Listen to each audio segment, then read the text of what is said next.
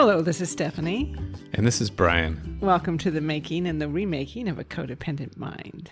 We're going to pick up where we left off last episode and talk about the ways in which you can use lying, resentment, and defensiveness as tools to answer that big question we keep hearing over and over again. Am I being codependent? Right. And this could be, am I being codependent or was I codependent at some point throughout my life? True. Although I think the more pressing one is, am I doing it now? Yes. Am I doing it now? So like we started to talk about in the last episode, the presence of the behavior of lying or the emotions of resentment or defensiveness are a sign that something's amiss in the relationship. And those things should be looked at with curiosity because they're signs that I'm not being authentic somehow, that I'm not actually genuinely valuing and honoring what we've talked about before, this three-legged stool, the me or the you or the us. But instead, I'm doing some kind of habitual default, which is what I've always done historically, to defend something which is not one of these three things, which is more of an idea of that I feel I need to defend in order to be safe. So these are signs that you feel under threat in the relationship, or that you feel the relationship itself is under threat. And so you default to choosing attachment over authenticity, which is something we've talked about before, these fundamental needs, a need for attachment and a need for authenticity. And the way that you were conditioned to maintain your attachments as a child was to suppress your authenticity, to suppress your own needs and desires, pretend to be someone who you were not, ignore your own emotional pain. In other words, lie. And be codependent. Let's remind ourselves, since we're asking this question, am I being codependent, what we have said about what being codependent means. And I think we could actually read a brief passage directly from the book. I think you say it very well there, describing what codependency is, the set of learned behaviors, and what being codependent means. You want to read that passage? Sure. So this is from the book. Codependent behaviors are learned, strategic, adaptive responses to feelings of powerlessness to emotional pain. These behaviors function as a solution to the pain and or powerlessness people experience. Unfortunately, the solution is not effective in the long run. Once the behaviors become habitual and disordered, they are maladaptive in that they counterproductively cause more pain and powerlessness than they relieve. Of course, we say a lot more in the book of what these behaviors actually are, but the main point here is that I was choosing inauthentic behaviors that weren't actually coming from a place of need, my own need or desire, but were coming from this place of threat response. Part of the reason they became so entrenched and so habitual is because they were strategic and adaptive at the time in which they developed. You were powerless, and these responses made sense at the time. So there was this feedback loop. You would do the behaviors. They would work to maintain the attachment. You would repress your own needs or desires or emotions, and that would be effective in maintaining the attachment. But again, problematic. By the time you become an adult, these behaviors are counterproductive. They are producing more pain and more powerlessness than they are relieving. Yes. We should just mention briefly here, we're talking about adult intimate relationships, whether romantic or friendship or sibling. Other relationships might have other rules like work environments. So again, these behaviors are causing pain and powerlessness. So it is an important question. Am I being codependent? Yes. So pretty early on, I didn't need to actually use these behaviors, but I continued to because I felt as though I needed to. This was just how I learned how to interact with people. So I saw everyone as a threat, but I actually started to have choices of who I could interact with. But instead, I didn't feel as though I could make that choice. So everyone was a potential threat. Every threat needed to be diffused. The only way I knew how to diffuse threats was through lying, dishonesty, codependency. Inauthenticity, yeah. Yes. But like we talked about last episode, you did not see yourself as a liar. You did not register these lies. And in part because anytime that strategy was challenged, this strategy of inauthenticity, this strategy of lying, that would kind of immediately bring in your inner lawyer. And that inner lawyer would immediately start rationalizing why you had to make the choice that you made. Yes, right. Exactly. Why there wasn't a lie, that it was appropriate, that it was reasonable. And you had a really good inner lawyer. Yes. Well, and part of the reason being that I severed my emotions from the lawyer. My lawyer was very Spock-like. It's just like, here's the facts, or here's how I can twist the facts to make this fit, because my emotional system was working the whole time, but it was useless to me. I couldn't use it. So you had the situation where your inner lawyer, which we all have one, that we use to justify ourselves and rationalize our behavior, especially when we don't feel great about it. He got really strong. He thought he was in control, and he stepped in on any situation without even knowing the real facts. So it almost went, you went too quickly. I'm thinking of the TV show Law and Order, which probably ever seen some version of it. It's been on TV for a million years. Yeah, right. Yeah. It starts with this little monologue. I'll read it. In the criminal justice system, the people are represented by two separate yet equally important groups: the police, who investigate crime, and the district attorneys who prosecute the offenders. Do you remember that? Yeah. Okay, so you went right to the court case. I right to the courthouse. Yeah, forget about the detectives. Yeah, you forgot about the detectives, which is what you want to do. Mm-hmm. That's where you want to spend your time, because they're supposedly, obviously in real life this doesn't always play out this way, but supposedly they're there to figure out the truth. They're doing the investigative work to say, what is the truth of this situation? They're gathering the evidence. They're gathering the relevant evidence. Yeah, and the relevant evidence. And as you're saying, your emotions were severed. You didn't do that part. You immediately went to rationalization. And problematically, your inner lawyer almost always acts in defense of the other person, excusing and rationalizing their behavior. Yeah, unlike this sentence here that actually talks about the attorneys prosecuting the offenders. No, that's not what I did. I was a defense attorney, only a defense attorney. I either defended everyone else, no matter who they were, what they did, including what they did to me, and then I figured out a way to defend myself too. Just like, oh yeah, this is appropriate.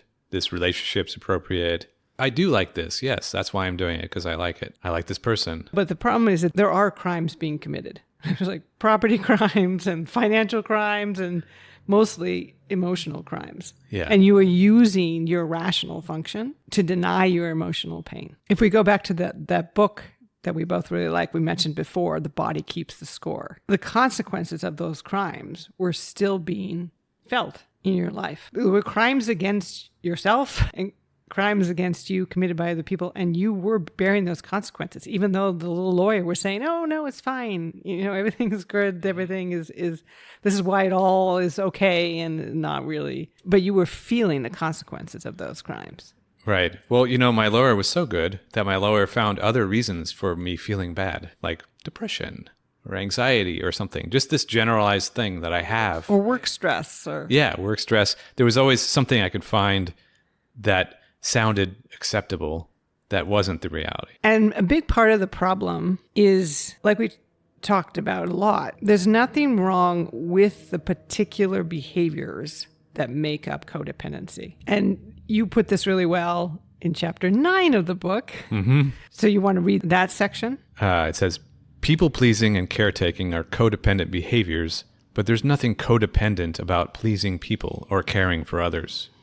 Avoiding my own wants and needs by always prioritizing others' needs is a codependent behavior, but that doesn't mean there's never a time or a place to prioritize other people's needs. Feeling personal responsibility for other people's painful emotions and trying to diffuse them isn't the same thing as empathizing with other people's emotions, being present and feeling a desire to help them. The motivation behind these behaviors matters. So we have the situation where two people could be behaving outwardly in exactly the same way. And we want to say one person's behaving codependently and one person is behaving authentically. But it can be very difficult, especially when you have this well-developed inner lawyer who can turn any kind of codependent behavior into an argument that you are acting appropriately or authentically. Some kind of noble behavior. Oh, no, I'm just caring for people. Yes, and I care for this person, so why wouldn't I do this? Mm-hmm. Or I'm an empath, as I've heard people say, or something. Sure.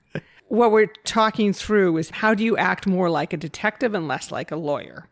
So you're not litigating this. This isn't an argument for or against pleasing a person or caring for a person. It is an investigation into what is the reality of that relationship. So we have a few suggestions on how to be a detective in that situation. One way to start is to look for patterns, because again, these were habitual responses and ways of interacting with people in your life. So if there's a particular pattern that shows up again and again, particularly in your dysfunctional relationships, and if it's happening again in a current relationship, then that might be a sign. That could be a starting point, right? Again, like you said, this is just a basic fact for starters. So it's just a starting point to go, yes, I have a history of what may appear to be lopsided caretaking or something along those lines. Looking for patterns is a good way to start. And then also then you can collect the facts and circumstances, some of which will end up being meaningful and some will not. Thinking kind of broadly, big picture about the circumstances under which this behavior is happening can be helpful. But the most important thing, the thing that you didn't look at again and again and again, and you mentioned this in that passage of the book, is motive. Yeah, motive, right.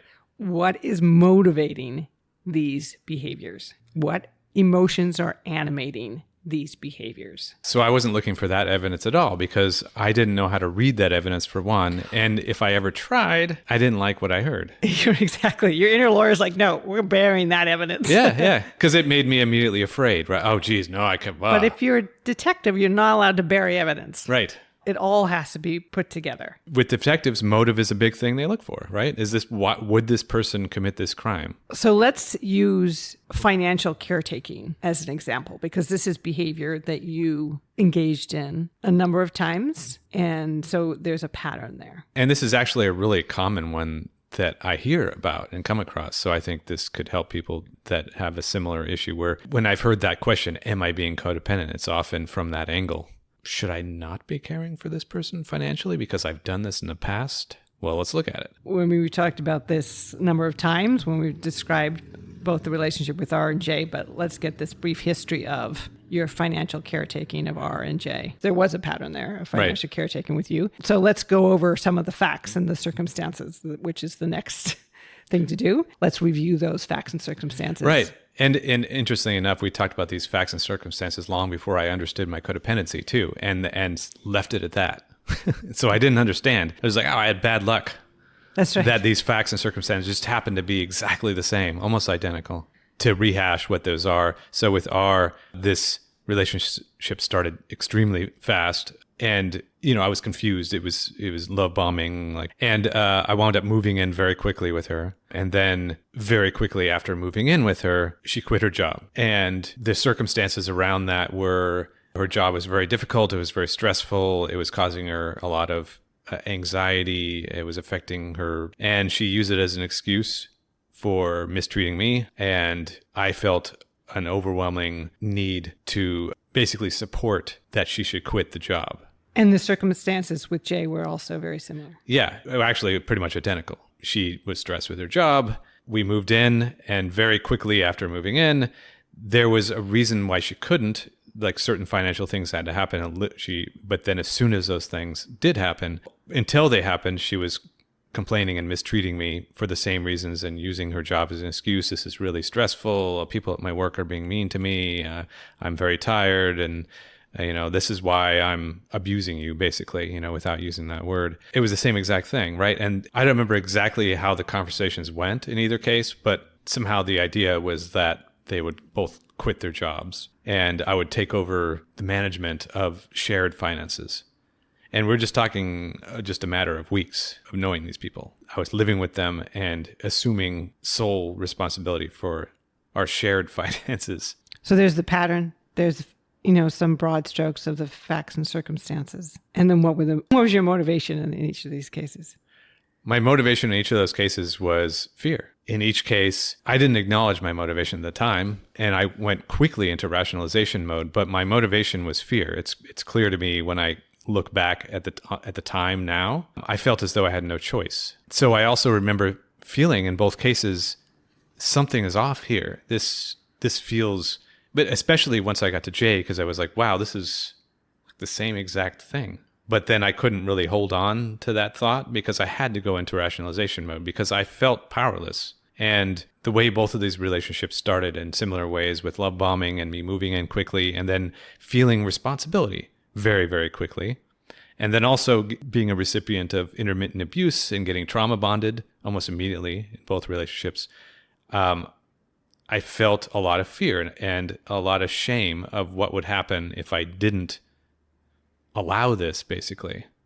Like, yes, I hereby, grant you the right to quit your job, and I will take care of you from here on out. This may be obvious, but we should say it anyway. You did not talk to either of them about your fears or anxieties or concerns that this was happening. No, because I brought them into my rationalizations in the same way I was rationalizing it in my own mind. Like, oh, yes, well, I have this job. I don't plan on leaving it. I make a good amount here. So you lied to them. Yes. You lied to them that this was all fine, that this was okay. You lied about your own feelings and your own needs in that situation. Right. Well, for one thing, I think I was ashamed of my fear because that's something we've talked about before too. There's shame and then there's fear of shame and then there's shame of fear. Yeah. To where I was like, I don't have a right. These people are telling me that their job is causing them stress and anxiety. And like, how dare I not tell them that they can quit their job and that I'll take over. Forget about the fact that we just met 5 weeks ago. But, still this, we moved in together. There must be a reason for that. That must mean that we have a relationship going here. And this is what people do in relationship. So I'm going into all these rationalizations. And then this is what I'm telling them. Oh, yeah, this is what people do. Couples get together, they pool their finances. This is not a problem. So there we have some serious evidence that you're being codependent because you were lying to yourself and you were lying to them. And I'm assuming that you lied to other people in your life as well about what was happening. Yeah, so the lies started immediately by lying to myself and to them that I didn't have any sort of reservations, that I didn't have any fear. And then the lying just continued from there because resentment set in. The situation just didn't feel fair to me. Once again, I didn't dwell on that at all. I didn't think about it, right? So it just got internalized as resentment. And I carried that resentment and I would shame vent about it from time to time. To other people. But then if they challenged you on that, then I would get defensive. And so the defensiveness would be, I would either be defending myself in my situation and the fact that I'm in this relationship and no, this is fine, all the stuff that I said right from the beginning, or I'd be defending the other person, like, wow, how come they aren't helping with this or that? Like that sounds kind of not a very good situation. Oh, and then I'd be defending them. Well, they have to, they don't feel good, whatever it is. Yeah, it's defensive. Defense attorney comes out. No big surprise. Answer to the question, were you behaving codependently? The answer is yes. Yes. And the biggest reasons, while there was a pattern that suggested that you were behaving codependently, and there were facts and circumstances that also suggested you were behaving codependently, but the most important evidence that you were behaving codependently was because you were lying about the behavior to yourself, to them, to other people, and that you felt resentment as if the behavior was not your responsibility or your choice, and you felt defensive when people challenged you on it. So we had financial codependency there. Now we get to our relationship, and I recently quit my job. Before I did that, this question came up and this concern came up because we have a pattern of people you get involved with quitting their jobs. Yeah. And some of the facts and circumstances are the same in that I quit paid employment, you continued paid employment and become the sole earner. But on that second stage, collecting facts and circumstances, there were circumstances and facts that were very different, however. Right. For one thing, we didn't just meet each other and move in, and then it just didn't happen immediately. So already that fact is way different. This happened 4 years into our relationship, 5 years into our relationship, after we were married, like pretty significantly different already right there. Secondly, you actually had a significant amount of savings and retirement earnings, and you were getting to a point to where even if I weren't in the picture, you would have been considering retirement. So this was a retirement, not a quitting of your job. So that's very different. And we were financial partners. We had been talking about money for quite a good amount of time already. So I already felt safe in our relationship. We already had an established financial partnership. So that was very different. This was part of a larger financial plan that we had both of us worked on in terms of how we saw our shared financial life together. So even though this was a pattern for you, some of the facts and circumstances seemed to be evidence that this was not codependent behavior. But again, the most important evidence comes from the motive. Your motive for enabling me or helping me quit my job. Right. And this is something we checked in with ourselves about when we did that. How do you feel about this? Because basically the one fact that is going to be the same as previously, so let's make sure that this isn't a problem, is that you are going to stop working and I'm going to continue. And my salary is going to support our day-to-day expenses. So that's the one thing that's going to be the same. How do I feel about that? So yeah, I looked for that evidence, and I've continued to look for that evidence. So the motive here was that this was a partnership in which I felt safe and that I could actually discuss my concerns. And the fact that we had this conversation was evidence of that, to where let me just check my emotions here and make sure I really am cool with this. That you feel like this is a choice that you're making. Yes, right. You don't feel that impulse to lie to me or to other people about what's happening. Right. And this impulse to lie, this lying behavior, that really is the most compelling evidence I can think of when you're looking to answer the question, am I being codependent? Do you feel the need to lie? And if you feel the need to lie consistently in your relationship, I would be concerned that this is a relationship that is kind of rife with codependent behavior. Because why do you need to lie to your partner? That's not a partnership. That means, like we talked about last episode, you are seeing this person not as a partner, but as a threat. And it doesn't have to mean that this person's an abusive person, but for some reason, their emotional life is a threat to you. So you have to lie. I mean, really, like we've talked about, there's three entities in any relationship. There's the me, there's the you, there's the us. So if there's a need to lie, something is wrong with one of those entities. Right. So in your relationships with R and J, you felt the impulse to lie. Well, something was wrong with them. They were abusive people. You had the impulse to lie to them because they were a threat, because you were not safe. Right. You could not tell them, oh, I have a concern about you quitting your job, or I'm feeling resentful that you don't participate, because you would get abuse back. Right. I mean, I was thrown right back into where I learned these behaviors from. My trauma was triggered. You would get anger directed at you. You would get shame directed at you. You would get verbal abuse. Okay, so me, you, and us. In that case, there's a problem with the other person. But there doesn't have to be a problem with the other person to have an impulse to lie. Right? I mean, they might be a fine person. You've lied to me, for instance, and I'm a fine person, and you lied to me all the time. You treated me as a threat a lot early in our relationship. Because there's this preemptive fear that either A, I can't handle your negative emotions, or B, you can't handle your negative emotions. I'm assuming you can't. Yes. So in that case, or a relationship can't handle it or something. So in that case, the problem was you. Right. The problem wasn't the other person. The problem was you. Yes. Not being afraid of your own negative emotions, being afraid of my negative emotions. And you can't negotiate a relationship because there are going to be negative emotions if you can't handle your own or the other person's feeling bad. And then it could be a problem at the relationship level. Like, this is just not a relationship in which both people can feel safe. And so there needs to be some looking at that. How can this relationship be restructured so both people can feel safe? So if there's an impulse to lie consistently in your relationship, then yes, you are behaving codependently in that relationship. And so the way it could look, say, if in our situation, let's say, all these facts are the way they were, and we went ahead and did this, but we didn't have this conversation. And I had a reservation and I didn't explore it. And you said, how do you feel? And I said, good. And I didn't explore it. I didn't tell you that I had a reservation. I didn't tell you that I was afraid. I just lied to you. Why didn't I tell you that? Because we can talk about that.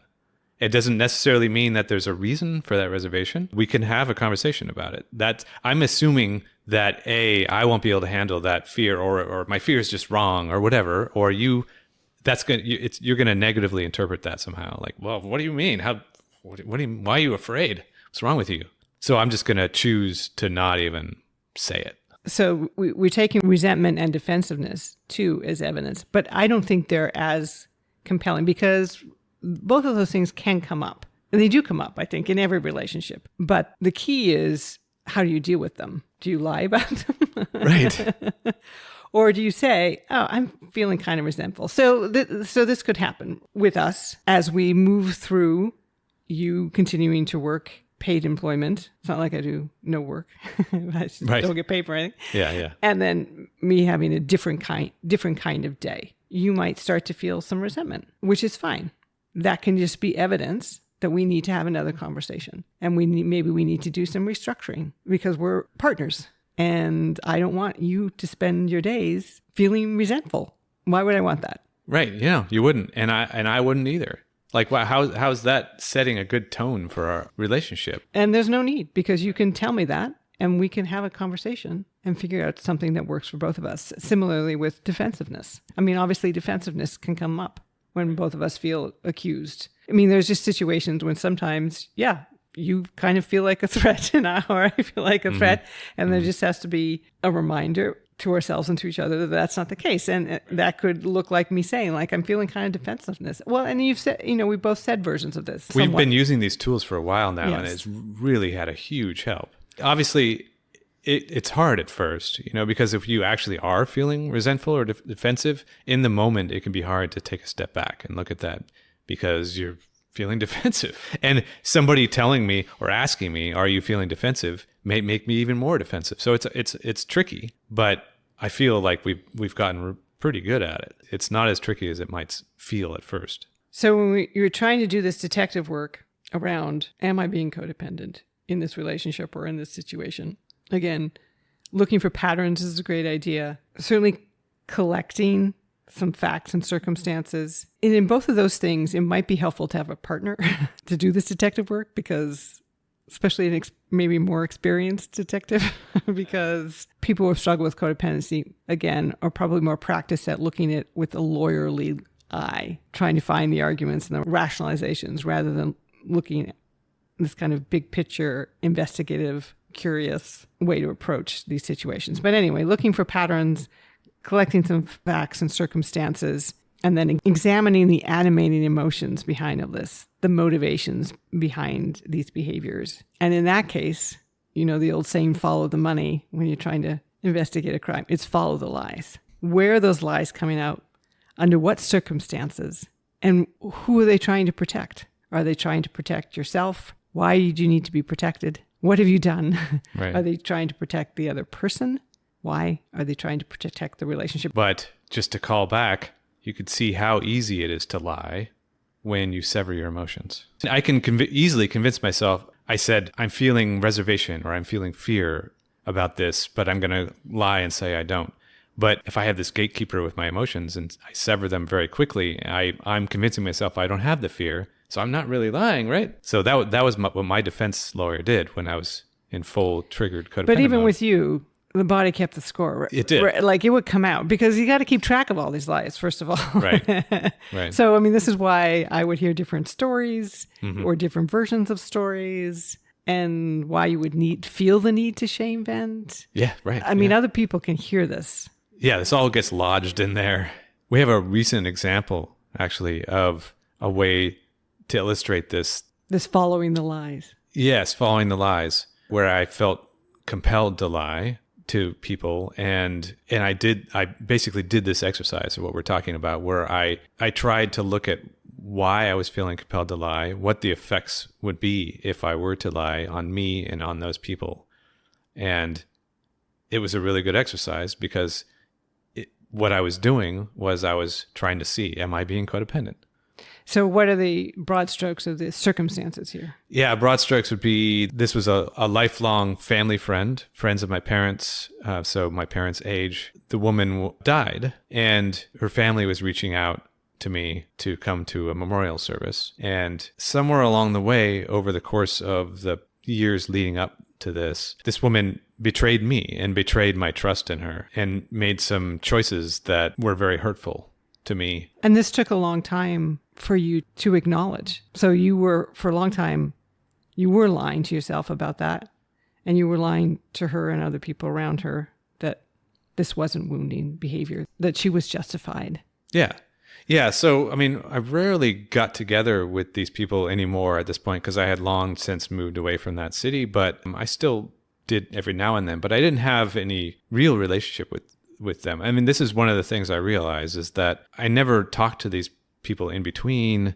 It was just sort of like get together at Thanksgiving sort of thing. Yeah. And not even every Thanksgiving or anything, just occasionally. And it became even less and less occasionally at some point. So by the time she passes away, you had acknowledged to yourself, at least, that you were wounded by her, that you did not have the relationship that you thought you had. Yes. And that you did not want a relationship with her. Right. Well, I had acknowledged this actually at least a few years prior to this. But you hadn't seen her since then. No, I hadn't. Right. So then she passes away and you get invited to the memorial, but she is not someone that you are interested in memorializing at this point. Right. Except that I'm immediately hit with the impulse to lie and go back to this. Yes, we have a relationship. This person is important to me. That's, we're family, things like that. And you're going to travel across the country. Across the continent. To go to a memorial service. The reason being, I'm coming up with these justifications in my head. Well, yes, they've always been family friends. They didn't know that I felt this way. These people are grieving. It would be right for me to go to this for those reasons. So I need to basically go to this event that's honoring someone that I had already decided not only I didn't have a relationship, but actually I felt betrayed by. And I was going to go honor this person.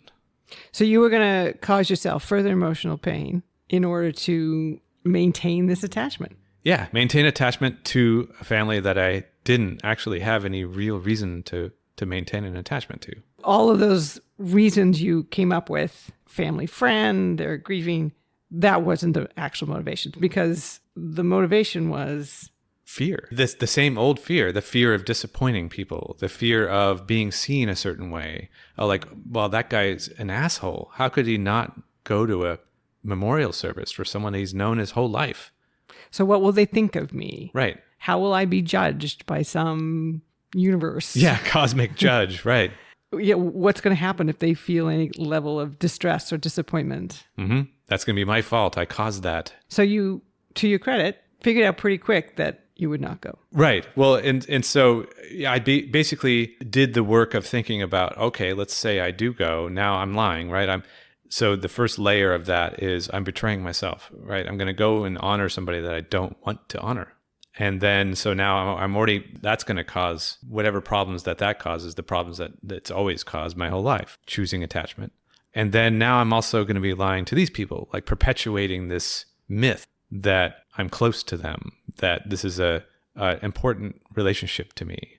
And let's talk a little bit about that, because I think some people would say, well, of course you do that. Why wouldn't you do that for someone? But what you're doing is, as you're saying, is lying to them, is creating this expectation in them that you will be there for them when you don't want to be. Right.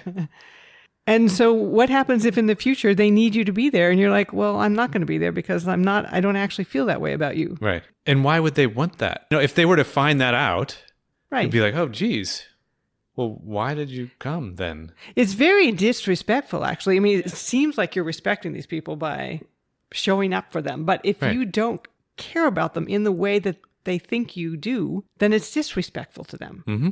You don't respect them enough to think you're so important in their lives. This reminded me also of both of my narcissistic romantic partners that we've talked about so much in the series, R and J.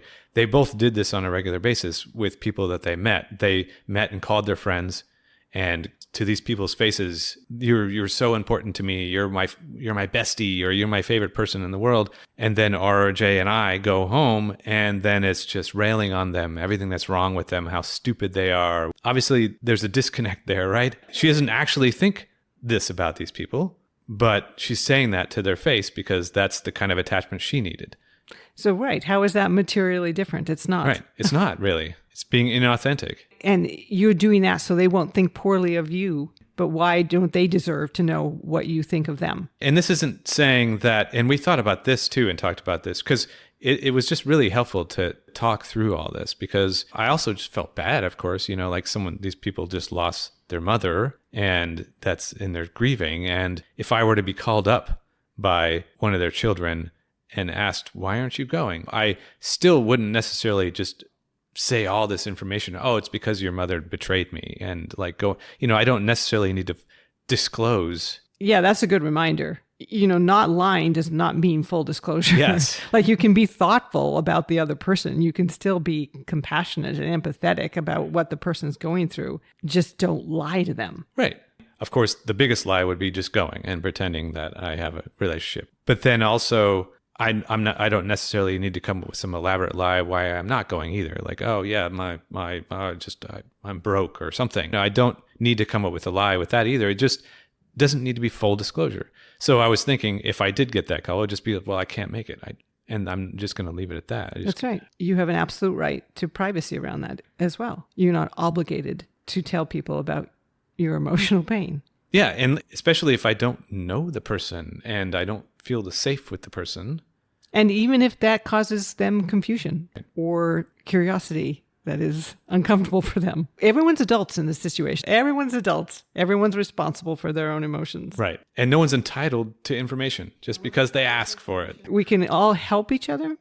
We're trying to take care of each other, but we take care of each other best when we're honest with each other and when we're honest with ourselves. So to sum this all up, though, you can see why this is especially important in a romantic, committed relationship. Because when you're asking the question, am I being codependent in this relationship? You are asking, am I lying in this relationship? And that's critical, because if you're lying in this relationship, again, something's wrong with you, with them, or with the relationship itself. And that needs to be looked at and some work to be done. And we're going to continue in another couple of weeks with more of the tools to make that happen. To do that work. Thank you again for everyone who's listening and following along with us here. A special thank you for those that have bought the book and have commented on it or reviewed it or given it a star. We really appreciate it. Yes, thank you very much.